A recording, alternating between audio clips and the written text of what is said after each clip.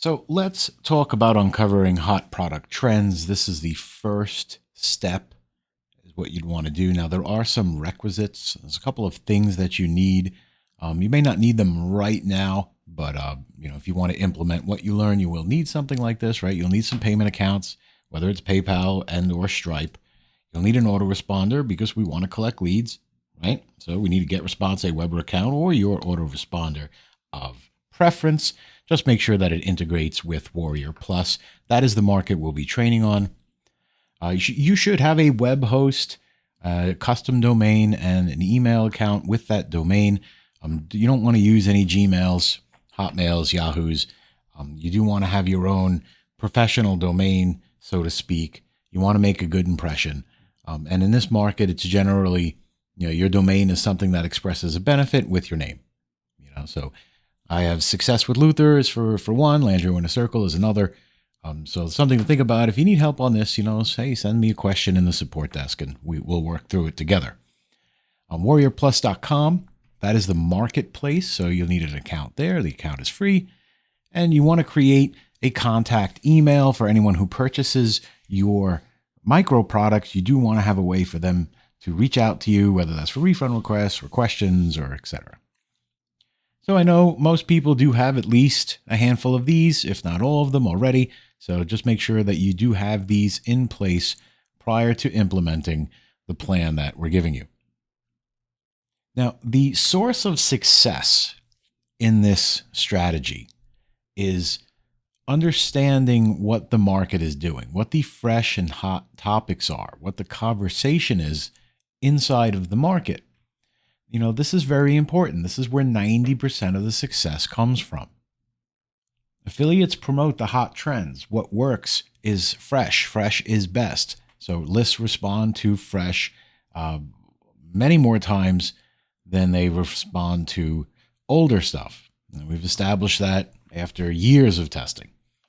So affiliate networks also promote the hot trends. They want what's fresh, right? Fresh is best. Keep that in mind. Keep that also in the back of your mind, or at least at the forefront, because when you're coming up with stuff, it's always best to come up with something fresh. I hope I said that enough. It's fun to say, it rolls off the tongue. The hot, fresh topics, those are the ones that sell themselves. You don't have to really leverage persuasion. I mean, you do in a way, but these products, they are almost intrinsically valuable in the eyes of an audience. So things that are fresh, things that are a hot topic, people are hungry for them. So you technically do not have to work so hard to sell them on it. Now, if your launch fails, this is generally why. When a student comes to me because their product failed 99% of the time, this is the reason. It's not that they didn't get enough traffic. It's not that their sales copy was bad. It's just that they picked the wrong topic or they didn't pick a proper trending topic. Now, even when I misjudge the market and I have a little failed launch, it's usually because I created a product around a topic that I wanted to create. I didn't either check or care that it was a hot topic at the time. So it's very easy to fall into that trap where you say to yourself, hey, I have a great idea for a product. People will love this. People will buy it by the thousands. And then you do all the work developing that product, and then you do all the work setting it up and putting it out there and promoting it, and then it doesn't really do well. Well, the problem is that you created a product that you want and not what the audience wants. So, but how do we identify these trends? Well, I don't have a crystal ball, so it's hard to predict trends, but you can look at the marketplace and identify trends based on patterns of behavior and performance and offers. So look at the broader marketplace. Look for the new products that are selling well. Also, look for new products that sell well by vendors who don't have a lot of history, that have not launched a lot of products. Chances are they struck on something, some nerve where they say, hey, this is an up-and-coming trend or an underserved niche in that trend. Look for those because they tend to stand out. Of course, you have to know your marketplace. You have to do your research, understand who the sellers are. That doesn't take a lot of research to do. And heck, you can even get AI to do it. And you can put together a picture of the marketplace and identify the trends and see what people are buying. You'll find that there are many products on the same topic. I think there was in 2023, like 1,400 or 1,600 products, and I think half of them were PLR products, and a quarter of those were PLR on the same topic. So you'll see that what that tells you is that there's a demand for those types of products in that niche, in that topic. It could be a little counterintuitive. Markets buy the same things if they have new twists. So you would say, oh, well, if Joe Schmo did a product on this, I need to do a product on something else because, the audience already seen that. That's the wrong thinking. It sounds right, but it's actually counterintuitive and counter to the mission objective. Similar products covering new approaches is really what the audience is looking for. They're looking for new, creative approaches, new solutions, different ways of doing things, faster, better, easier. So that's really what you're looking for. In a little bit, we're going to take a dive into the marketplace. We'll try and point out some of this for you. Okay, so we need some criteria moving forward. We know that there are many products being released. Only a handful of them will do extremely well. So far, year to date in 2024, somewhere around, I believe it was 1,200 products. And out of that 1,200, 600 or so have done over 5,000 in business. So it's roughly 57%, somewhere around there, of the products launched year to date did over 5,000 in sales, which actually is pretty reasonable odds for anyone to launch a product. I actually was very encouraged to see that. In fact, the market has grown over the last, I would say, 36 months, which is really the data I'm working with. So that bodes really well for this market. The average prices have gone up, and that could be a reflection on inflation, of course. But the average number of sales have gone up. A number of things have gone up. But what you'll also see is that poor products can do relatively well if they are positioned on a hot and trending topic. So even if your sales letter is not very good, or even if the product is poorly structured, it can end up doing pretty well in the market because there is a demand for the information. So let me just give you some pro tips here. Lower quality products are market tolerated if they are topic relevant. So, and if they have, or if I should say that you have, as the seller, have really good support with friendly refund policies and fair price points for these lower quality products, then they are in fact market tolerated and you can make money with them. So like I said, you can make money. You don't have to do the huge high quality productions. You can just really niche it down, focus it on the hot topics, find the one problem somebody has, create a report or product that solves that problem. And even if it doesn't really look the best, it is a viable solution that people can appreciate and see as valuable, and you can make sales and build a list from it as a result. Well, let's look at some of the trends over the years through internet marketing. And when we had a big search engine optimization push is really one of the earliest trends, is how to get your site ranked in Google. And here are some keyword tools and plugins. And it really did spawn an entire industry and perhaps made a lot of people very rich with WordPress plugins. Now, it's still relevant, but a lot of the information is outdated. It's not a very hot topic when you say, hey, how would you like to sell social media? Sell search engine optimization. You usually get a groan or two because it's old hat, or at least it's perceived as old hat. The social media marketing was a pretty hot trend for a while, as Web 2.0, as they called it, took off. However, it's become a huge topic, but also one that has, I think, run its course. I think a lot of businesses are still interested in social media, and as a result, there are consultants and consulting opportunities there. That kind of feeds the consulting niche, I believe, at least on Warrior Plus. Same thing here with the offline marketing, huge trend. And really that's when this trend was going on, that's when I jumped in. And eventually the idea of taking SEO and social media marketing and selling them as a service to business owners became a major trend. And it did quite well creating packages, everything from websites to SEO to social media, basically businesses in a box that you could just customize, set up for yourself and make money, just selling services to businesses.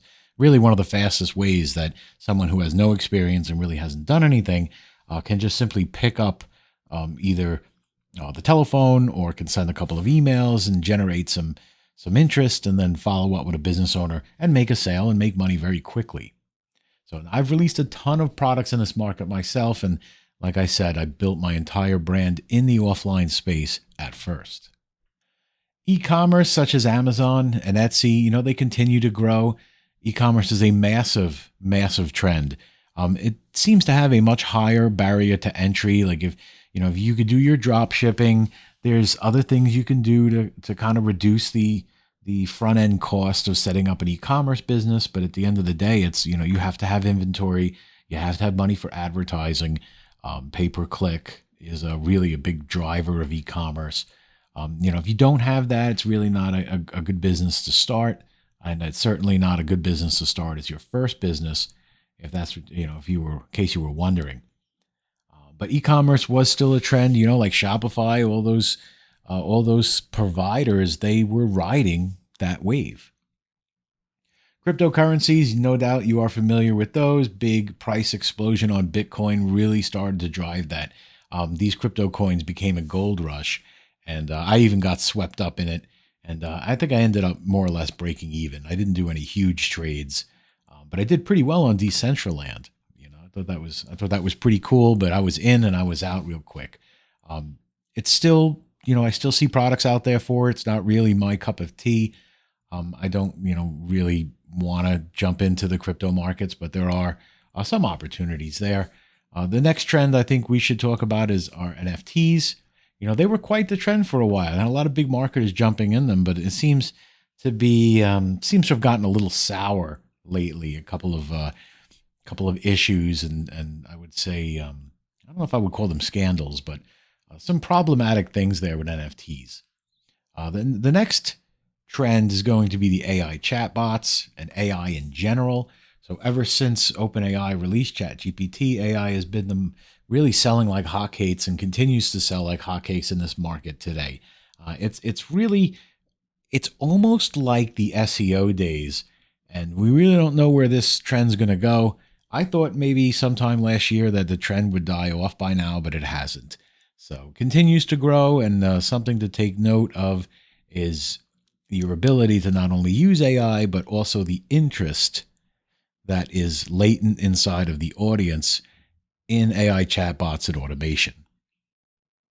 So we do want to look at growing or dying trends, right? Deciding, is this trend growing or is this dying? So in looking at past trends, old staples are reliable, but they won't necessarily sell on their own. You need a new angle in order to stand out. So I would only recommend that you tackle this aspect after you have a brand and a list, because then people will be more interested in your take on that past trend. So you can revisit those old trends, such as take a modern take on SEO, and that could do very well in your own list and may do well on the broader market.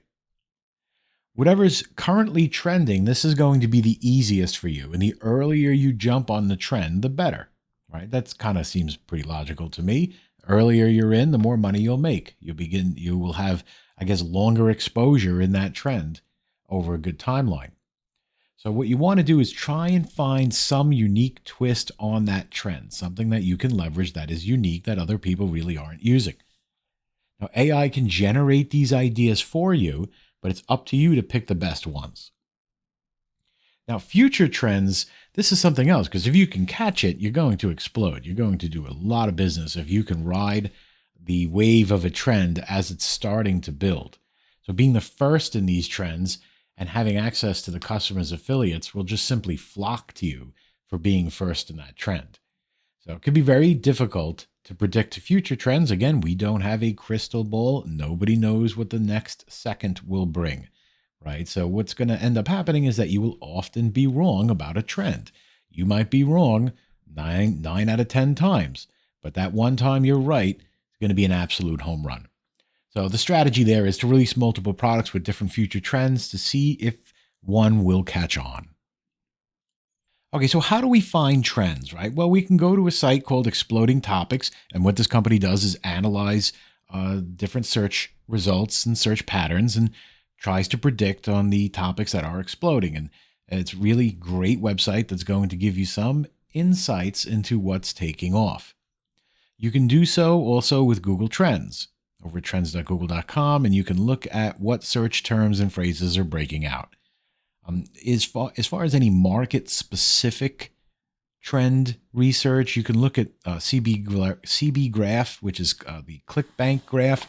So at the end of the day, to really discover trends, there's no like one place you can go to that's going to be, hey, here's all these trends, like here are the trends I need to use. Like it really is not that simple. I really wish it was. But really what you have to do is understand and know the marketplace.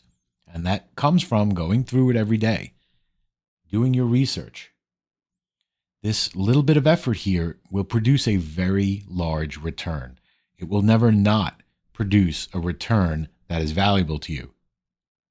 Another site I wanted to mention was Answer the Public, which is another company that answers or analyzes search results and gives you basically what the questions people are asking, or what are the questions that people are asking. It's revealing what those questions are, and then giving them to you in a searchable interface to help you come up with content ideas.